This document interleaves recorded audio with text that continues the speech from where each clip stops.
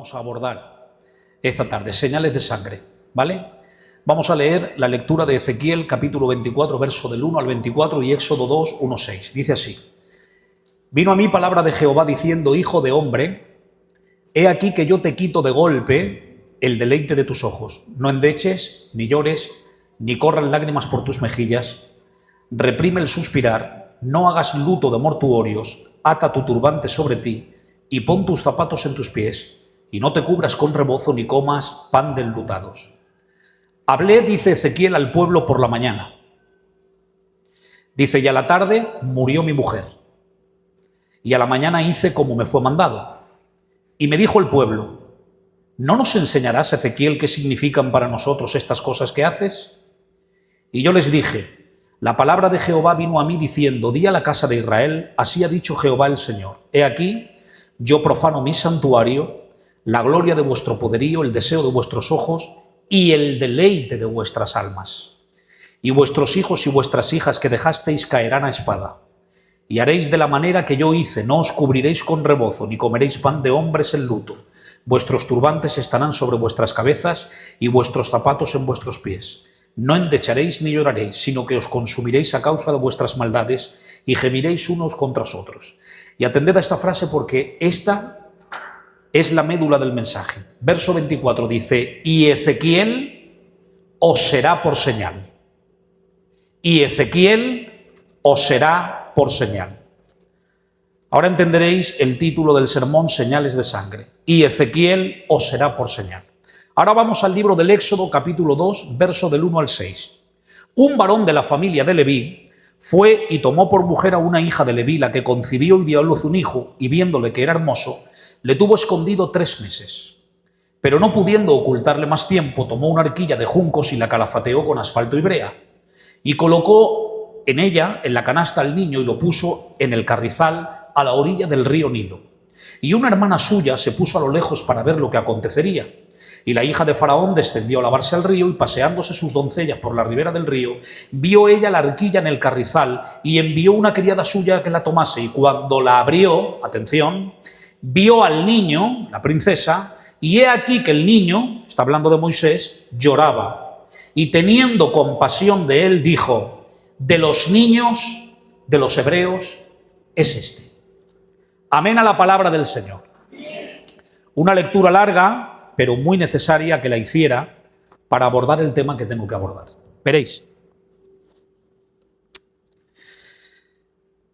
Aparentemente, estos dos pasajes bíblicos, Ezequiel capítulo 24 y el nacimiento de Moisés y cómo la hija de Faraón se encuentra con él, parecen no tener relación, pero al final del mensaje entenderéis que sí guardan una relación muy estrecha. Ezequiel capítulo 24, os narro la historia rápidamente. Nos habla de un profeta que Dios, para usarlo y comunicar un mensaje al pueblo, primero le hacía a él sufrir la profecía. Él tenía que vivir en su propia carne la experiencia de lo que iba a profetizar para que el mensaje fuese más efectivo. No podía predicar Ezequiel si antes no vivía lo que tenía que predicar. Y en el capítulo 24 el Señor le hace pasar por una experiencia muy dura. Sé que la sabéis, pero no os asustéis cuando la relate, porque el sermón acaba bien, ya os lo digo yo que acaba bien. El Señor le viene hablando a Ezequiel y le dice: Ezequiel, te voy a quitar el deleite de tus ojos. Y el deleite de sus ojos era su esposa, su mujer. El Señor se la quitó, se la llevó a su presencia, su mujer murió. Y una vez que murió, el Señor le da una orden y le dice: no te permito que llores por ella, ni que endeches, ni que las lágrimas corran por tus mejillas. Ponte un turbante en la cabeza, los zapatos sobre tus pies y sal a la calle y perfúmate como que nada hubiera pasado. Cuando el pueblo de Israel ven a Ezequiel que se le ha muerto la mujer y no la llora, le preguntan y le dicen: ¿no nos dirás a nosotros qué significan estas cosas?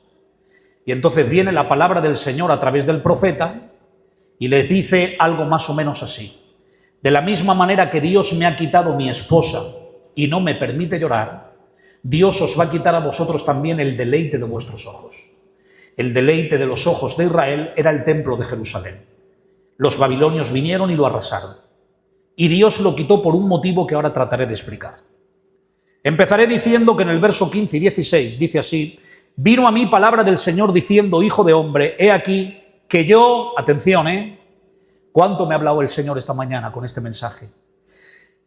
He aquí, hijo de hombre, yo te quito de golpe el deleite de tus ojos. Te quito. Predico este mensaje porque sé que aquí hay cristianos maduros en la fe. Y me siento con total libertad para poderlo ministrar. ¿Me la dais? Lo primero que quiero resaltar en este texto es una verdad pero que muy profunda, hermanos. La palabra del Señor dice, vino la palabra de Dios a mí diciendo, hijo de hombre, he aquí que yo te quito. Yo te quito. Quisiera pararme unos minutos solamente en esta palabra. Yo te quito, atended a esta verdad.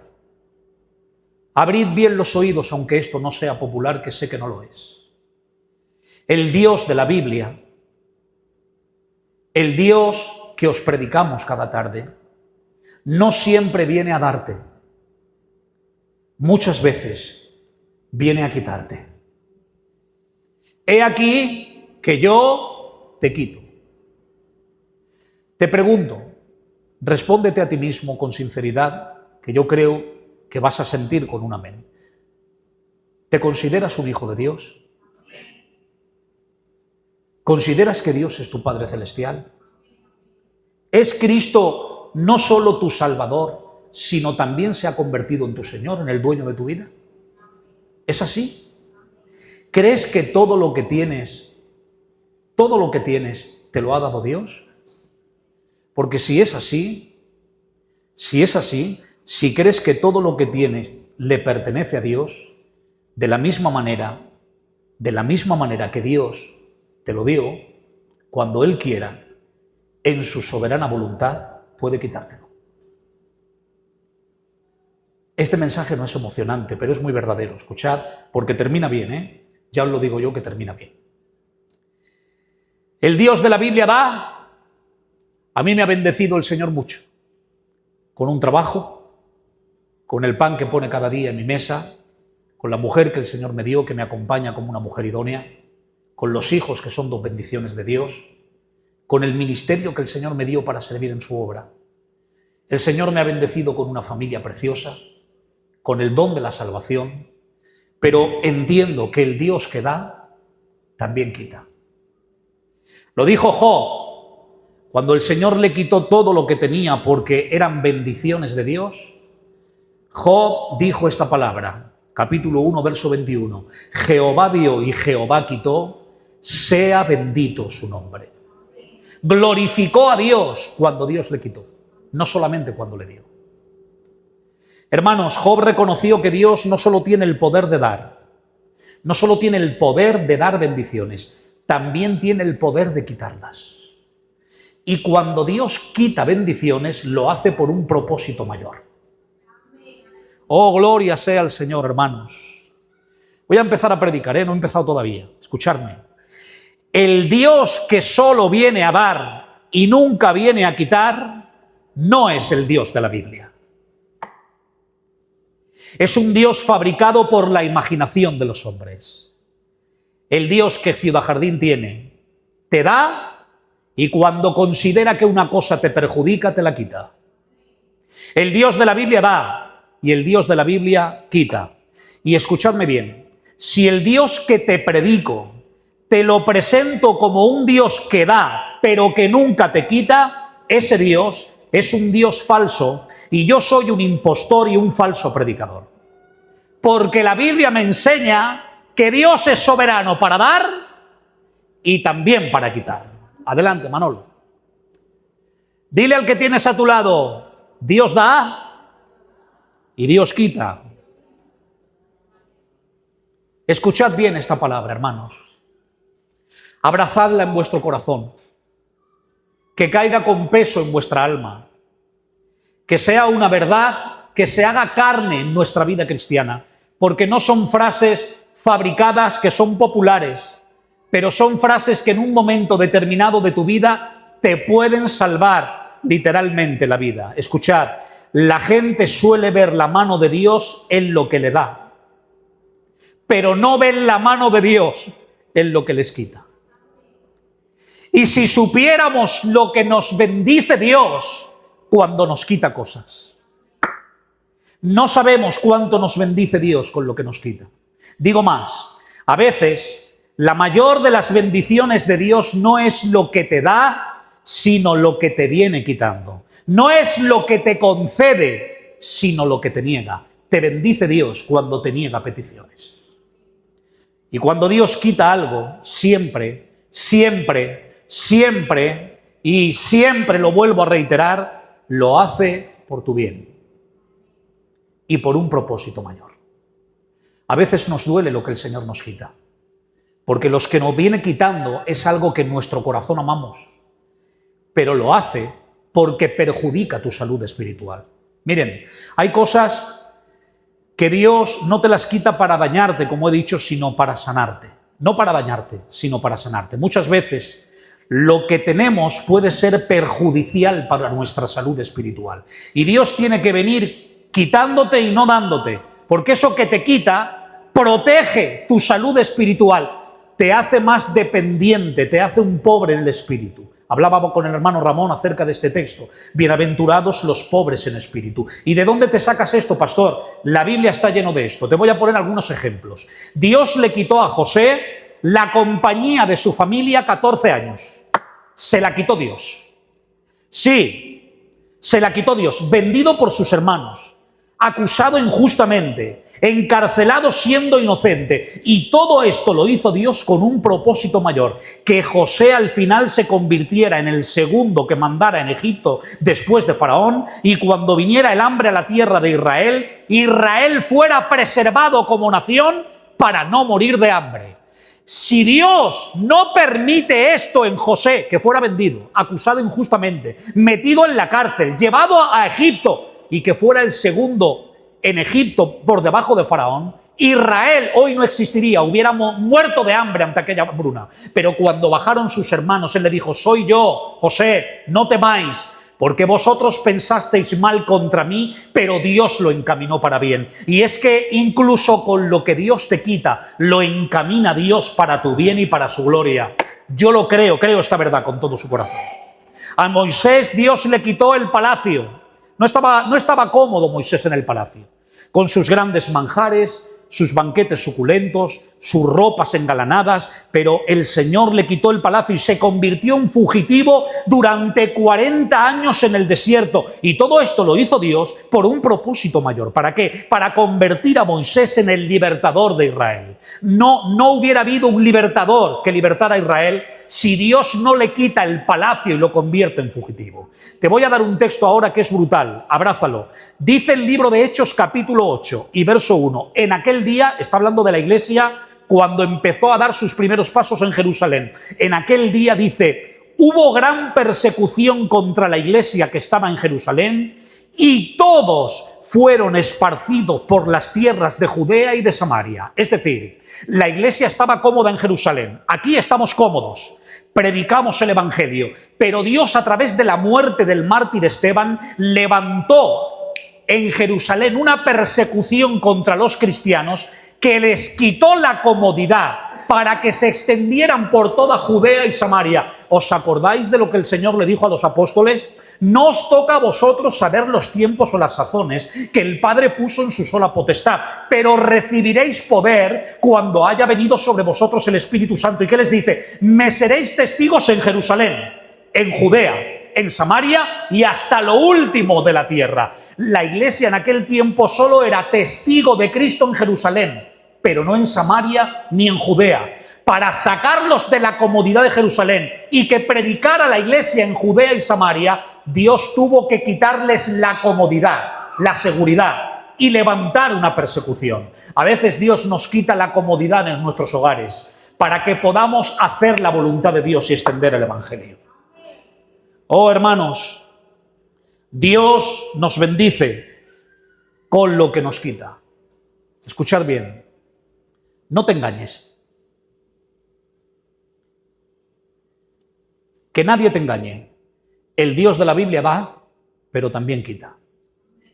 Y si no es así, no es el Dios de la Biblia. El Dios de la Biblia te quita vicios, te quita ese mal carácter que tanto daño hace a tu casa o a la mía, te quita amistades que te perjudican, te las quita Dios. Te quita lo que sea necesario quitarte para que te parezcas más a Cristo y te parezcas menos a ti. El Dios de la Biblia quita. Yo acabo de empezar a predicar, ¿estáis bien? Vale, ahora empieza el mensaje. Le habla el Señor a Ezequiel y le dice: hijo de hombre, he aquí que te quito. Me he parado en esa frase, el Dios que quita. Pero ahora le dice: te quito de golpe. De golpe, no lo voy a hacer suavemente, lo voy a hacer con agresividad. Lo que te tengo que quitar, que es un estorbo entre tú y yo, para que nos podamos relacionar mejor, te lo quito sin paños calientes, agresivamente. El trato de Dios con Ezequiel no fue suave, fue agresivo. Lo que le quitó Dios se lo quitó de golpe. Porque escucha bien, cuando hay algo en tu vida o en la mía que es un estorbo entre tú y Dios, Dios no se va a andar contigo con paños calientes. Va a ser agresivo, te lo va a quitar de golpe, aunque te duela, aunque te haga sangrar, pero te lo va a quitar. ¿A las buenas o a las malas? O te lo quitas tú o te lo quito yo, dice el Señor. Y si te lo quito yo, te lo quito de golpe. Jacob le pidió bendición al Señor. ¿Cuántos quieren bendición de Dios? ¿Quieres bendición de Dios? Le pidió bendición. Señor, bendíceme, bendíceme. No te irás hasta que no me bendigas. Al ángel de Jehová, la segunda persona de la Trinidad. No te irás hasta que no me bendigas. ¿Quieres bendición? Dice, y le tocó con el dedo en el encaje de su muslo y se descoyuntó y lo hirió. ¿Quieres bendición? Te voy a dar bendición. La bendición de Dios para Jacob fue herirlo. Y esa herida provocó en Jacob que andara cojo toda su vida. Porque, a ver cómo digo yo esta palabra, Dios le quitó a Jacob la salud de sus piernas. Y quitándole la salud, provocó que andara diferente. ¿Sabes que cuando Dios quiere que andes diferente a los del mundo, lo que hace? Te va quitando cosas. Y a Jacob dijo, para que tú andes diferente solo hay una manera: te quito la salud. Y tocándole lo hirió. Hay heridas que nos produce Dios que nos llevan a andar diferentes. Oh, hermanos, yo sé que este mensaje no es popular, no es para que digas amén ni saltes de alegría, pero me lo ha dado Dios porque el Señor quiere sacar, atención, de los matrimonios de Ciudad Jardín. Tengo un objetivo con vosotros, o más bien dicho, perdón, Señor, Dios tiene un objetivo con vosotros: hacer de vosotros como Ezequiel, señales, pero de sangre. Señales de sangre. Te quito, hijo de hombre, de golpe. ¿Y qué te quito de golpe? El deleite de tus ojos. Atended bien, voy a espiritualizar el texto. El deleite de los ojos de Ezequiel era su mujer. Esto no significa que va a pasar con nosotros, Entenderme lo que estoy diciendo. Dios le quitó a su esposa porque tenía un trato especial con él para comunicarle un mensaje al pueblo de Israel. Por eso digo que estoy predicando a un grupo de matrimonios maduros en la fe. El deleite de sus ojos era su esposa. Y le quita a su mujer para darle un mensaje profético al pueblo de Israel. Pero antes de dar el mensaje, Ezequiel, el Señor le dice, no, antes de dar el mensaje, lo vas a sufrir tú. Lo vas a padecer tú, Ezequiel. Te va a doler. Este mensaje te va a doler. Y si no te duele, Ezequiel, no lo puedes predicar. Porque el mensaje más efectivo cuando se predica es aquel que le causa dolor a aquel que lo comunica. Ezequiel tenía que sufrir la profecía antes de predicarla. Predicar la profecía, escuchad, predicar la profecía no cuesta. Lo que cuesta es sufrirla. Cuando la vives y te la aplicas, es cuando la profecía duele. ¿Y a qué profecía te refieres, pastor?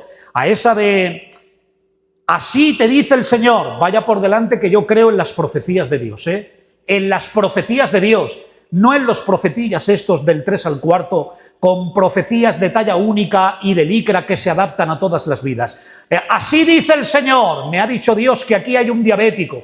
En medio de 200 personas no va a haber un diabético. Así dice el Señor. Aquí hay un matrimonio que tiene problemas. ¿Y quién no tiene problemas en su matrimonio? No, me refiero a profecías de Dios. A esas profecías que te infunden temor. Y escúchame bien. Si no escuchas la voz de Dios por medio de un profeta, no se preocupe usted. Puede escucharla todos los días a través de la palabra profética más segura. Esta es la palabra profética más segura.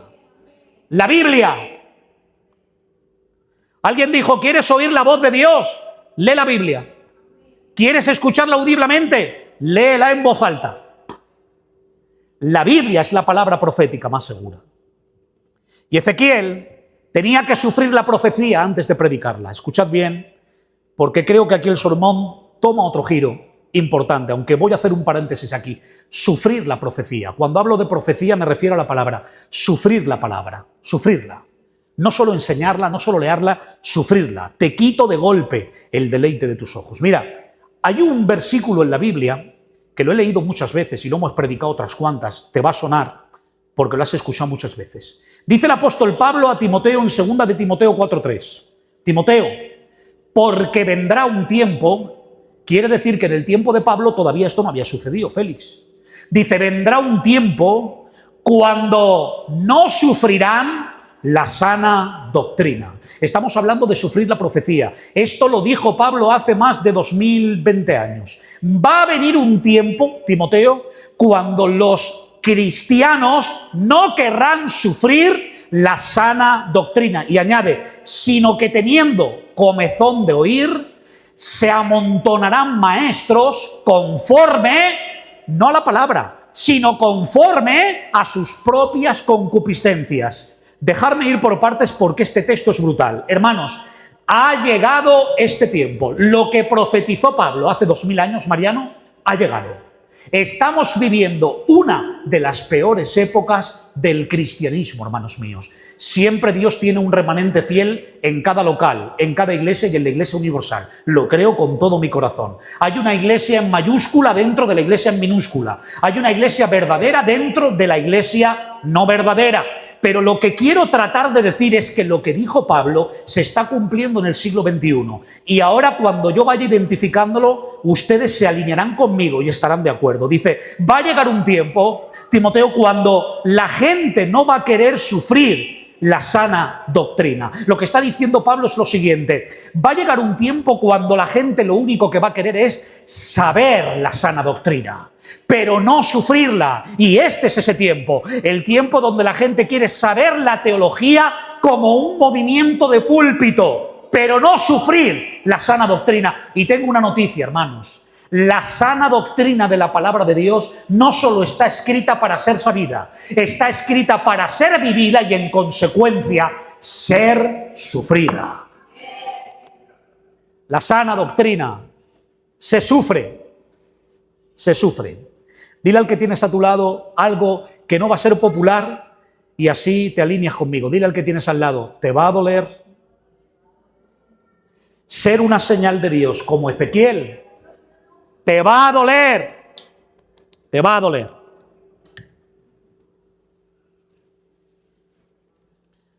Dice, va a haber un tiempo en que no sufran la sana doctrina. Y ahora añade, escuchad. Dice, sino que teniendo comezón de oír. Es decir, Timoteo, va a haber un tiempo cuando en las iglesias los cristianos no van a querer sufrir por la palabra, solamente tendrán comezón de oír. Comezón de oír. ¿Saben lo que significa la palabra comezón? La palabra comezón en griego, utiliza Pablo un término que es en griego neto, significa picazón. Como cuando te pica el cuerpo por un salpullido. Picazón. Dice, tendrán picazón de oír.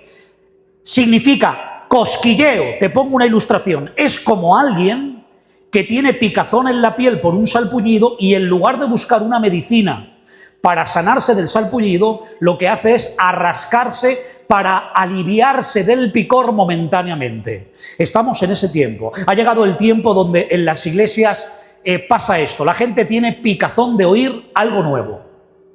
Algo que se adapte a mi gusto, que se adapte a lo que yo quiero. Estamos en ese tiempo, hermanos. El tiempo donde en las iglesias hay un deseo insaciable de oír cosas nuevas, entretenidas y agradables. Me rasca el oído, me pica, pero cuando escucho esto me alivia momentáneamente, pero no quieren la medicina de la verdad. Pero hoy te quiero inyectar el antibiótico de la palabra. La sana doctrina es un antibiótico que es amargo, pero si te lo aplicas te sana. Este es ese tiempo, el tiempo donde la gente no busca la medicina de la verdad, sino las palabras que les produzcan placer y satisfacción emocional. Emoción, sentimentalismo, esto sí mola, Emoción, sentimentalismo, no convicción, emoción. Dice el Señor, os conviene que yo me vaya para que venga otro consolador, el Espíritu Santo. Dice, y cuando Él venga, convencerá al mundo ¿de qué? De justicia, de juicio y de pecado.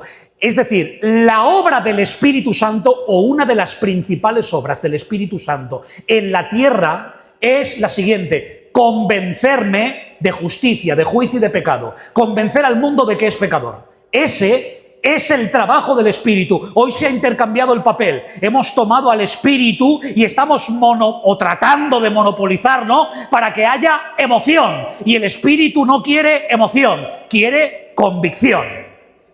No emoción, convicción. Y no estoy en contra de sentir cosas, Dios nos ha confeccionado con sentimientos y emociones, Antonio. Pero lo que quiero decir es que las emociones no te tienen que controlar a ti. Es el Espíritu el que te tiene que controlar. Es la palabra la que te tiene que controlar. Sí, hermanos, este es ese tiempo, el tiempo donde la iglesia de hoy tiene, escuchad, un oído caprichoso. Busca sentir ese picazón, esas cosquillas espirituales que me rascan el oído, pero mañana vuelven a tener picazón, pero no quieren medicina para esas cosquillas. No quieren la medicina de la verdad. Dice Pablo, atención, es brutal, se amontonarán maestros conforme a sus propias concupiscencias. Dice Timoteo, cuando llegue este tiempo van a haber cristinos, que no cristianos en las iglesias, que no querrán ni sufrir por la palabra, que solo tendrán picazón de oír cosas nuevas que les entretenga, manipulados por los sentimientos y la emoción, y dice, y no le faltarán maestros que les enseñen y les rasquen el oído. Se amontonarán maestros, es decir, habrán montones de maestros que le den este placer a la iglesia. Impresionante, hermanos. Esto da miedo. Créanme que esto da miedo. Se van a amontonar muchos maestros que le van a dar al pueblo lo que quiere, no lo que necesita. Está diciendo Pablo, va a venir un tiempo donde va a haber un montón de predicadores que prediquen a la gente lo que les gusta, lo que desean, lo que les apetecen. Pero voy más lejos, Dice, se amontonarán maestros conforme a sus concupiscencias. ¿Saben lo que es la concupiscencia? Es el deseo carnal del hombre. Es decir, van a haber predicadores, maestros que, malinterpretando la Biblia, lo único que le darán de comer a ese pueblo será carne. Carne para decirle, puedes seguir viviendo con tu estilo de vida y al mismo tiempo seguir siendo cristiano. Que el Señor reprenda a todos los demonios. Procuraré con todas mis fuerzas y que el Señor me haga valiente para ello, porque no lo soy, de que en este púlpito, cada día y cada tarde, se abra la medicina de la palabra como un antibiótico que, aunque sea amargo, te sane de la enfermedad espiritual. ¿Me dejáis seguir unos minutos más? ¿Sí? Vale. Verso 16 al 17. Qué historia, Hijo de hombre, he aquí que yo te quito de golpe el deleite de tus ojos. Dice, no endeches. Muy fuerte, Luis. No llores, que no corran tus lágrimas por tus mejillas. Reprime el suspirar. Ni un suspiro te dejo dar por tu mujer. Dice, no hagas luto de mortuorios, No te pongas luto como cuando se muere alguien. ni luto te vas a poner. Dice, ata tu turbante sobre ti, ponte un turbante como un hebreo vulgar, pon tus zapatos en tus pies y no comas pan de enlutados. Sal y perfúmate como que nada hubiera pasado. Mirad, hermanos, se me pone la piel de gallina. El trato de Dios con Ezequiel fue muy duro, pero que muy duro. Le quita a Dios su mujer y no lo deja llorar. Ezequiel, atención, aquí voy, de aquí se desprende una enseñanza brutal. Ezequiel, vas a sufrir, porque pregunto, ¿le dolería a Ezequiel que el Señor se llevara a su mujer si era el deleite de sus ojos? Claro que le dolía, pero Dios le dice, reprime tus emociones, súfrelo, pero en silencio, Cuando salgas a la calle, no exteriorices tus sentimientos, para que el pueblo cuando vea un hombre que sufre en silencio, pero los sentimientos no le manipulan. Le manipula la profecía. Vino a mí palabra de Jehová. Gloria sea al Señor, hermanos. Y la enseñanza que veo en este texto, espiritualizándolo para nuestros días, es la siguiente. Cuando la profecía no se predica, cuando la profecía, la palabra, no se predica con toda la medicina de verdad que contiene, son los sentimientos los que te controlan a ti. Pero cuando la profecía de la palabra se abre y se predica con todas sus implicaciones, es la profecía la que gobierna tus sentimientos. Dicho en otras palabras, hermanos, un cristiano que vive por lo escrito no es dominado por lo que siente, sino por lo que cree. Y lo que cree está basado en este libro. ¿O no? ¿O hay algo que usted crea que no haya escuchado que esté en este libro? ¿Por qué cree usted que Cristo es su Salvador? Porque alguien se lo predicó. Nuestra fe está basada en el conocimiento de la palabra. Por tanto, aquel que escucha la palabra verdadera de Dios y la profecía es abierta, vive por lo que cree, no por lo que siente. De hecho, está escrito, el justo, ¿qué dice? Por la fe vivirá. Por la fe, por lo que cree, no por lo que siente, por la fe. Hermanos, Ezequiel se convirtió en una señal para Israel porque no era controlado por lo que sentía. Yo podría cerrar la Biblia aquí y terminar ya. Ya no necesito decir más. Te recuerdo el verso 24. Le dice el Señor a Israel, Ezequiel os será por señal. Y el tema del mensaje trata de esto. Dios quiere hacer de ti y de mí una señal en la tierra, que seas la señal de Dios en la tierra para los de ahí afuera. Que cuando te vean a ti, que digan, ¡he ahí! Una señal de Dios en la tierra. Pero vaya lo que le costó a Ezequiel ser una señal de Dios en la tierra. ¿Qué le costó? Dolor. Reprimir sus sentimientos. Ezequiel se convirtió en una señal para Israel porque no era controlado por lo que sentía. Y tengo que decirlo, la iglesia del siglo XXI será una señal para el mundo cuando no sea guiada por lo que siente, sino que sea guiada por lo que cree en lo que sabe de este libro. Dicho en otras palabras, no te fíes de lo que sientes. Pastor, ¿es que los sentimientos son malos? ¡No! Los sentimientos son buenos, los creó el Señor. Lo que te estoy diciendo es que no sea el jinete que lleva el caballo de tu vida. Que el jinete que doma el caballo de tu vida sea la palabra, no lo que sientes. ¿Quieres ser una señal de Dios en la tierra como Ezequiel? No te guíes por lo que sientes. Y ahora mirad, porque este texto es brutal. Verso 18. Hablé al pueblo por la mañana y a la tarde murió mi mujer. Es decir, le habla al Señor y le dice, te voy a quitar el deleite de tus ojos. Ah, ¿me lo vas a quitar? Bueno, pues las horas que le quedan de vida las paso con mi mujer. No, dice la Biblia, al día siguiente se levanta, se pone el turbante, los zapatos, dice, hablé al pueblo por la mañana, salió a predicar y dejó a su mujer en su casa sabiendo que agonizaba, dice, y por la tarde murió mi mujer. La enseñanza, yo sé que el texto es duro, ¿vale? Pero la enseñanza espiritual del trasfondo de este texto es la siguiente. ¿Sentía algo por su esposa? Sí, pero salió a predicar. Es decir, pudo en él más la palabra que el sentimiento. La palabra más que el sentimiento. Y ahora voy avanzando porque esto es largo, lo dejaré para otro día. Verso del 19 al 21. Dice, y me dijo el pueblo, claro, ven a Ezequiel, con un turbante en la cabeza, sus zapatos puestos, perfumado, y todo el mundo sabe que su mujer se ha muerto, y dicen, este hombre se ha vuelto loco. ¿Cómo es que no lleva luto? ¿Cómo es que sale perfumado? ¿Cómo es que no llora ni endecha? ¿Cómo es que no reprime el suspiro y el sentimiento? ¿Qué tal, Ezequiel? Salom. Buenos días. Saludando a la gente y su mujer acaba de morirse. No lo entendemos. Dice, y me dijo el pueblo, Ezequiel, ¿no nos enseñarás qué significan para nosotros estas cosas? ¿No nos lo vas a decir? Dice, y yo les dije, así dice la palabra de Jehová. Di a la casa de Israel, ¿lo veis? ¿Lo veis? Él sufre la profecía para poder predicarla luego. Dice, di a la casa de Israel, así ha dicho Jehová el Señor. He aquí, yo, dice el Señor, profano mi santuario. Está hablando del templo de Jerusalén. Yo, el Señor, no los babilonios.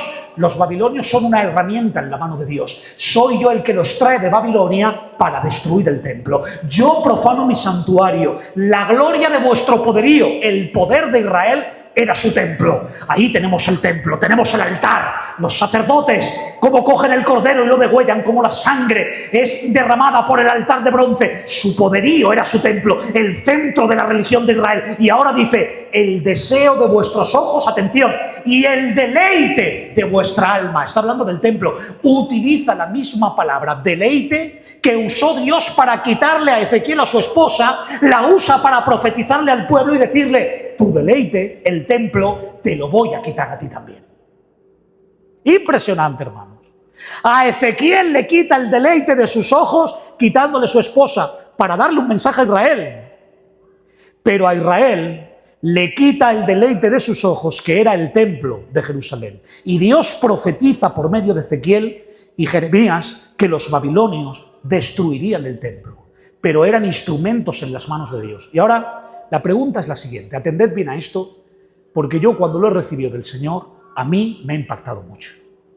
Escuchad, abrid bien los oídos, atended a esta verdad. ¿Por qué el Señor le quitó a Israel el templo si lo mandó Él construir? A ver, pregúntate, reflexiona. ¿Por qué lo destruyes, Señor, si tú mandaste construirlo? Si tú has ordenado que los sacerdotes te hagan sacrificio ahí, que todo el pueblo suba a adorar ahí, ¿por qué ahora lo destruyes? La respuesta está aquí. Porque para Israel el templo se había convertido en su Dios. Escuchad, hermanos. Israel hizo del templo su Dios. Vivían como querían, pero todos los días al templo. Vivían a su antojo, pero cogían los corderos y los sacrificaban. Israel, atención, podía vivir sin Dios, pero no podía vivir sin el templo. ¿Te suena? Hay gente así. Hay gente que puede vivir sin Dios, pero no pueden vivir sin el culto. El culto es el paracetamol que les quita el dolor de cabeza. El martes vienen, se toman su paracetamol, el miércoles me duele otra vez, el jueves otra vez al culto, el paracetamol, pero tienen picazón de oír. No se les quita la alergia porque no se inyectan el antibiótico de la verdad. Pero hoy tengo para usted una noticia. ¿Quiere usted convertirse en una señal? Aplíquese usted el antibiótico de la palabra y aparte el paracetamol que le quita el dolor de cabeza un día y se lo vuelve a poner al otro. Le quitó Dios el templo, impresionante. Que podían vivir sin Dios, de Dios no sabían nada, pero del templo lo sabían todo. Sabían a qué hora se sacrificaba el cordero, sabían todo, absolutamente todo. Los sacerdotes se ponían el pectoral, el efod, la mitra, ofrecían sacrificios, encendían el altar. Atención, escucha, esto es muy fuerte, yo es que no sé si predicarlo o no, Antoñico, ¿me deja? ¿Me deja? Venga, voy para allí, venga. Dice, ¿cómo lo digo yo? A ver, ¿cómo lo digo? Es que brutal. Luis, acompañadme en la escena, por favor. El templo activo, pero todo Israel caído espiritualmente. Por eso Dios destruye el templo. Es decir, el templo seguía su ritual, su función. En el templo había culto, habían alabanzas, habían oraciones, habían sacrificios. Veías al sumo sacerdote con el pectoral puesto, con las 12 piedras que representaban a las 12 tribus de Israel. Le veías con la mitra, te impactaba cuando le veías. Es decir, el templo estaba activo, pero en el templo no estaba Dios. Y esto, estoy sintiendo a Dios, estoy sintiendo a Dios más que algunos domingos que hay 200 personas aquí. Escuchad, escuchad. Esto me da miedo como pastor, Me da miedo que el Señor el día de mañana me pida cuentas por intentar activar una iglesia sin Dios. Que la iglesia esté activa, que haya mucha actividad, siempre la puerta está abierta, pero ¿dónde está Dios? Escuchad, no corramos el riesgo de convertir este lugar en un ídolo. Porque si Dios destruyó el templo, porque el templo le quitó el lugar a Dios, lo puede volver a hacer. ¿Qué me estás diciendo, pastor? Lo que oyes. Para gente maduro en la fe. Dile al que tienes a tu lado, díselo, ayúdame, dile, esto es para ti, esto es para ti. Y tú respóndele, y para ti también.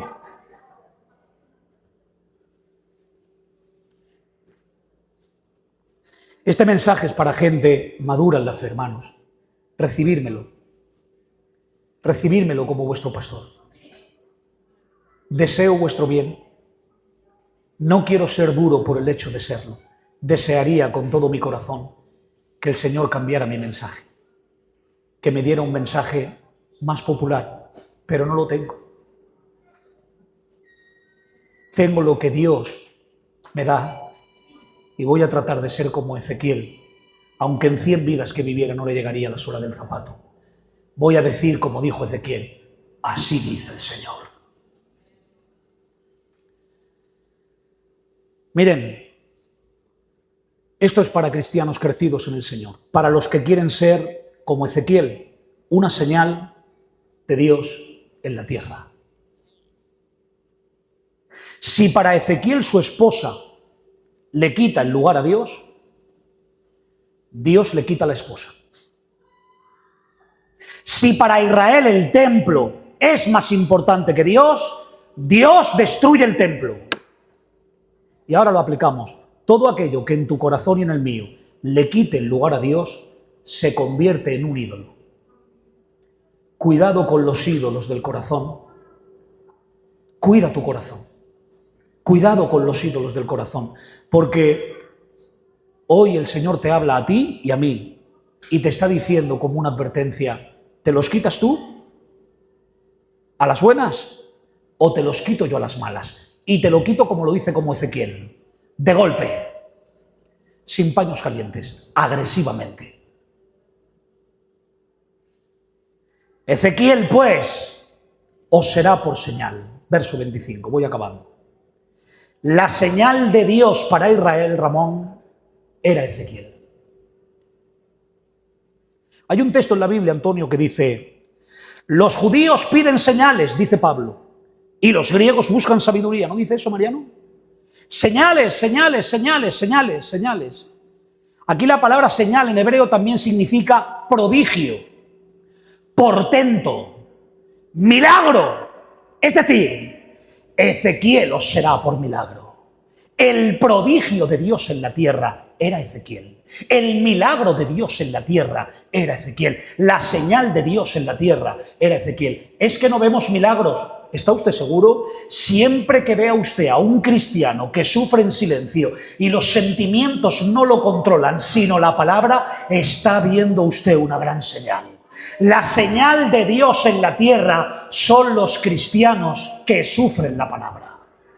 Esos son las señales. Te voy a decir más. La voy a decir así. Cuanto más gente transformada veo, menos milagros necesito ver. Y eso no significa que no estemos necesitados de milagros y de sanidades y que oremos por ellas. El milagro del siglo XXI es ver una vida cambiada. Esa es la señal. ¿Quieres ser tú la señal de Dios en este tiempo para los demás? ¿De verdad? ¿Quieres o no quieres? Si quieres que Dios haga de ti una señal para los demás, escucha, hermano, que voy terminando. No hay atajos, ¿eh? Tienes que ser como Ezequiel, sufrir la profecía, sufrir la palabra. Ser una señal de Dios en la tierra te va a doler, porque el Señor te va a quitar cosas. Te va a quitar cosas de tu carácter, cosas de tu vida, cosas de tu corazón, cosas de tu mente, cosas que te gustan hacer, que te gustan pensar, que a ti te gustan, pero que a Dios no. Y te va a doler que Dios te las quite. Te va a doler. Te va a quitar Dios de lo tuyo para poner de lo suyo, pero eso es ser una señal. Te va a quitar Dios lo que te estorba para relacionarse contigo. Y si eso que te estorba lo amas y te gusta, te lo va a quitar Dios. Te va a quitar Dios las cosas que tienes por más valiosas que a Él. Si hay algo que valoras más que a Dios y eres suyo y eres de Él y eres un hijo de Dios, eso que valoras más que a Dios, te lo va a quitar el Señor. Porque como he dicho al principio, el Dios de la Biblia da y también quita. Bueno, termino con el último texto que he leído. Éxodo capítulo 2, verso 1 al 6. Y dice la Biblia que había un matrimonio que se llamaba el padre Amram y la madre Jocabed, los padres de Moisés, que tuvieron a un niño. Dice, como le vieron hermoso, le tuvieron escondido 3 meses, pero no pudiendo ocultarle más tiempo, tomaron una arquilla, la calafatearon con asfalto y brea y la dejaron en la orilla del río Nilo y se fueron detrás de ella, su hermana, para ver lo que acontecería. Está hablando de Moisés. Faraón dio una orden, que todos los niños de los hebreos mueran ahogados, que los maten. Y ahora dice que hay un matrimonio, Amram y Jocabed, los padres de Moisés, que tienen un niño, Moisés, dice, y lo tuvieron oculto 3 meses. Cuando lloraba, tápale la boca, que no llore, que si pasa un egipcio por la puerta y lo ve, no los mata. 3 meses lo pudieron ocultar, pero dice, no pudieron ocultarlo más tiempo porque era hermoso. Pregunto yo, eso no lo entendí y la verdad, no lo entiendo. Si tú tienes la respuesta, luego me la das. ¿Es que si el niño era feo, sí que lo podían ocultar? Dice, viéndolo hermoso, no lo pudieron esconder. Ah, si es feo, sí lo puedes ocultar. Si es guapo, no. El caso es que Moisés era guapo y lo tuvieron oculto 3 meses. Porque hay cosas que se pueden ocultar un tiempo, pero tarde o temprano salen a la luz. Y ahora dice la Biblia que lo ponen en una canasta y dicen, bueno, antes de que lo maten los egipcios, lo ponemos en una canasta, lo dejamos a la orilla del río a ver qué pasa. La hermana del niño, María, se va detrás de la canasta, Antonio, a ver la corriente, dónde se lo lleva. Y dice la Biblia, la hija de Faraón, la princesa, descendió a lavarse al río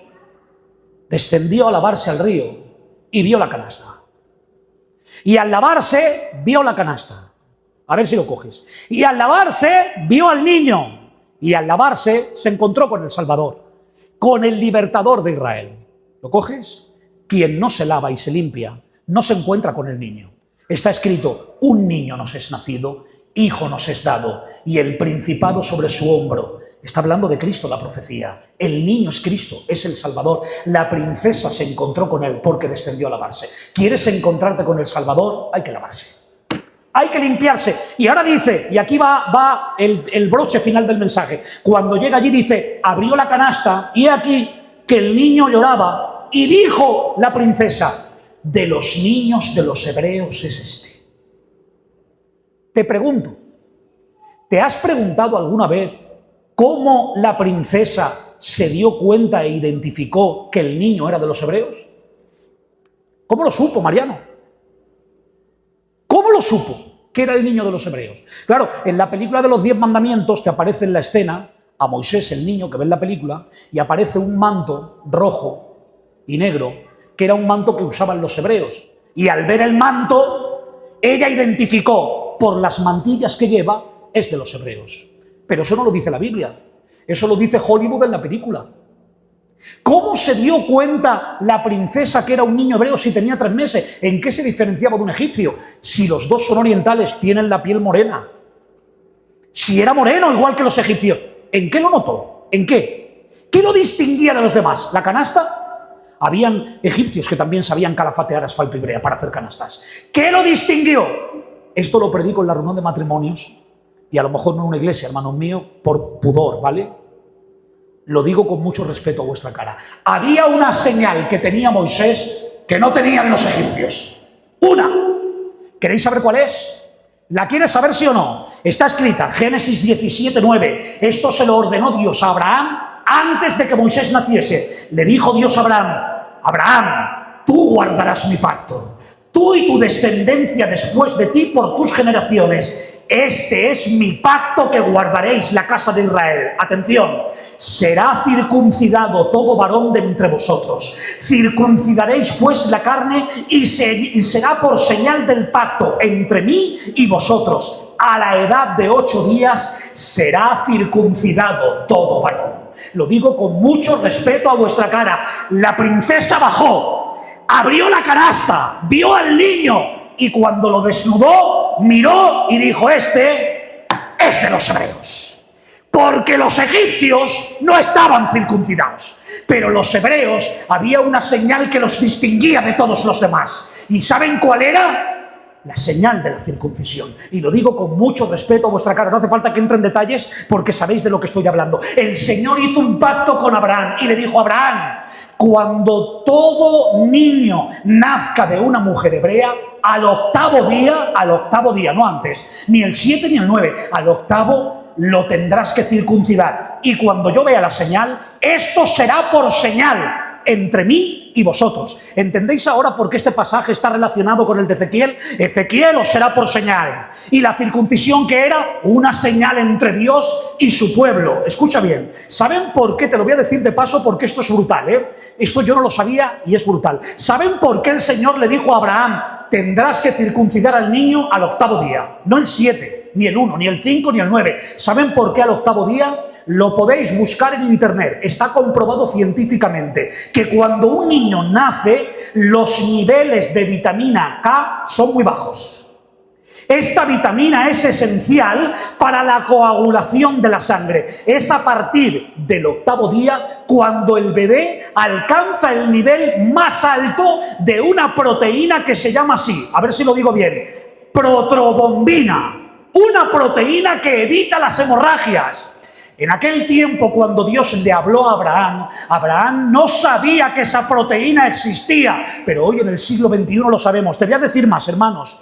Dice un doctor muy reputado en un estudio de la Universidad de Estados Unidos que al octavo día de que una criatura nazca, el nivel de esta proteína alcanza el 100%. A partir del 9 empieza a bajar. Es decir, durante toda la vida esa proteína está en el cuerpo, pero solo llega al 100% al octavo día. Por eso el Señor dijo: no lo circuncidas ni el 7 ni el 9, el octavo, porque sabía Dios que esa proteína estaría en el cuerpo del bebé para que no se desangrara. Impresionante, hermanos. Impresionante. ¿Y qué me quieres decir con esto, pastor? Dios mandó que fuese circuncidado al octavo día. Y lo digo con mucho respeto a vuestra cara. ¿La circuncisión era una señal? Sí, pero era una señal de sangre. ¿Entendéis ahora el mensaje? Señales de sangre. ¿Por qué identificó la hija de Faraón a Moisés de los niños de los hebreos? Porque cuando abrió la canasta y desnudó a la criatura, tenía una señal en su cuerpo que no tenían los egipcios. Pero para tener esa señal había que sangrar. Señales de sangre. Te voy a decir algo que he encontrado que es brutal. Bueno, yo ya lo sabía porque lo leí en un libro de historia hace mucho tiempo. Pero te lo voy a volver a recordar para los que lo sepan. ¿Saben ustedes, hermanos, que hubo un rey del imperio seleucida griego que se llamaba Antíoco IV Epifanes, del año 164 al 175 a.C.? Es decir, ese Antíoco Epifanes conquistó la tierra de Judea, de Israel. El tío Adolfo estaba en Israel y Adíbare también. Y cuando la conquistó Israel, una de las cosas que hizo, ¿sabe cuál fue? Fue prohibir la circuncisión, la señal del pacto.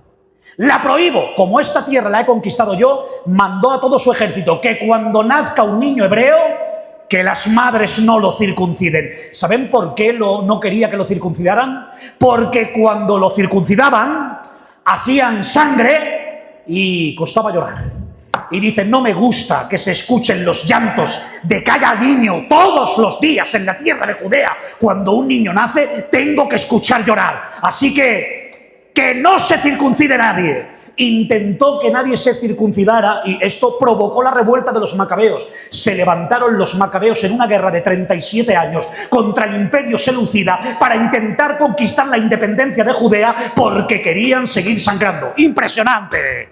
¡Impresionante! Queremos seguir sangrando. ¡Que se llore en nuestro pueblo!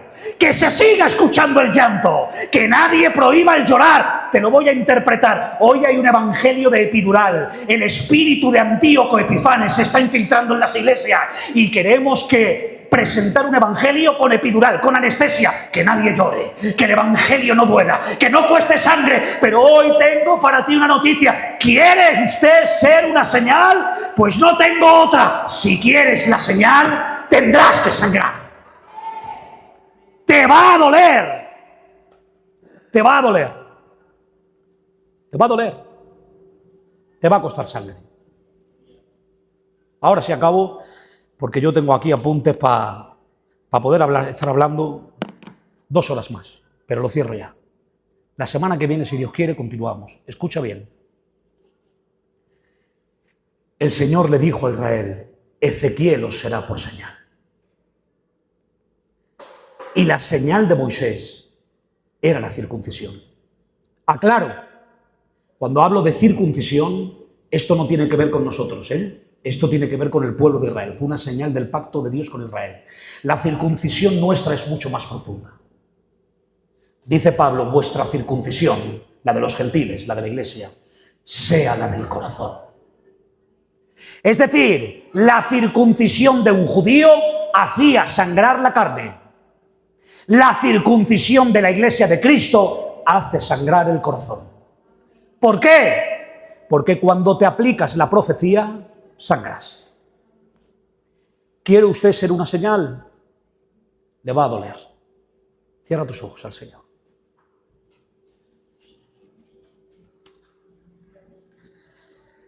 Cuántas gracias te doy, Señor, porque tú hablas. Y hablas siempre. Cuántas gracias te doy por tu palabra, porque aunque duele, siempre sana. Cuántas gracias te doy por la medicina que tú nos das a través de las Escrituras, Señor. Ayúdanos a no ser guiados, dominados por nuestras emociones y sentimientos. Que nuestro corazón, sentimientos, emociones, voluntad, mente, cuerpo, sea dominado por tu palabra, Señor.